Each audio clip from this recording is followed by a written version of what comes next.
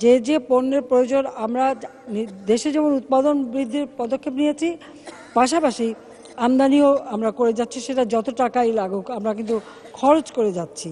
আমার সম্পূরক প্রশ্ন, দ্রব্য সামগ্রীর মূল্য নিয়ন্ত্রণে রাষ্ট্রায়ত্ত প্রতিষ্ঠান টিসিবির লোকবল বৃদ্ধি করে এই প্রতিষ্ঠানের কার্যক্রম সম্প্রসারণ কোনো পরিকল্পনা গ্রহণ করা হবে কিনা।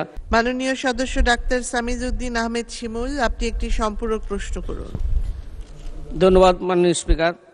আমার প্রশ্নের সুন্দর উত্তর জানার জন্য মাননীয় প্রধানমন্ত্রী আধুনিক স্মার্ট বাংলাদেশের উপকার জননেত্রী শেখ হাসিনা মহোদয়কে আন্তরিক ধন্যবাদ কৃতজ্ঞতা জানাই। আমার প্রশ্ন, মাননীয় প্রধানমন্ত্রী, আপনি অক্লান্ত পরিশ্রম করে জনগণের ভাগ্যোন্নয়নের জন্য কাজ করে যাচ্ছেন, ফলে সর্বক্ষেত্রে উন্নয়নের বিরাজমান। কিন্তু দেশে নিত্য প্রয়োজনীয় দ্রব্য সামগ্রীর মূল্য বৃদ্ধিতে কিছুটা কষ্টের মধ্যে রয়েছে, যদিও বিশ্বের অন্যান্য উন্নত দেশের তুলনায় সহনীয় পর্যায়ে রয়েছে।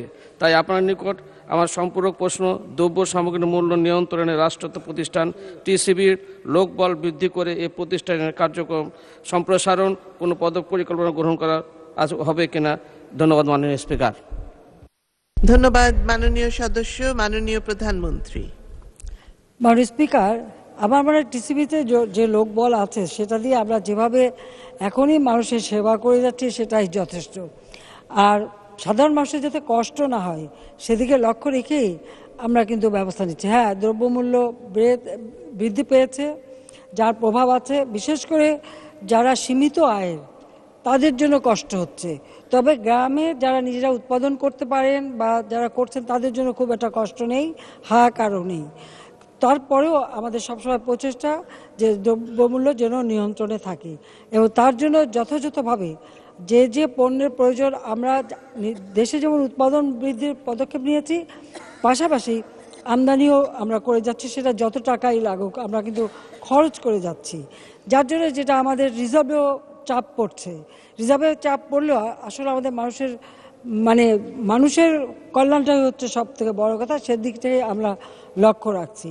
এবং আমরা যে পারিবারিক কার্ড দিয়েছি তার ফলে কিন্তু স্বল্প মূল্যে চাল সহ অন্যান্য পণ্য কেনারও একটা সুযোগ আমরা সৃষ্টি করে দিয়েছি। আবার যারা আরও দরিদ্র তাদের জন্য আরও কম মূল্যে চাল কিনতে পারে সে ব্যবস্থাও করেছি।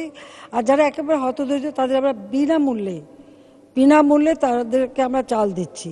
এভাবে আমরা প্রতিটি ক্ষেত্রেই কিন্তু যথাযথভাবে পদক্ষেপ নিচ্ছি। কাজে টিসিবির এখন যে জনশক্তি আছে সেই জনশক্তি দিয়েই কিন্তু আমরা যথাযথভাবে সব কিছু নিয়ন্ত্রণ করতে সক্ষম হচ্ছি। যে এই মুহূর্তে বৃদ্ধি করার কোনো প্রশ্ন ওঠে না। ধন্যবাদ মাননীয় স্পিকার। ধন্যবাদ মাননীয় প্রধানমন্ত্রী।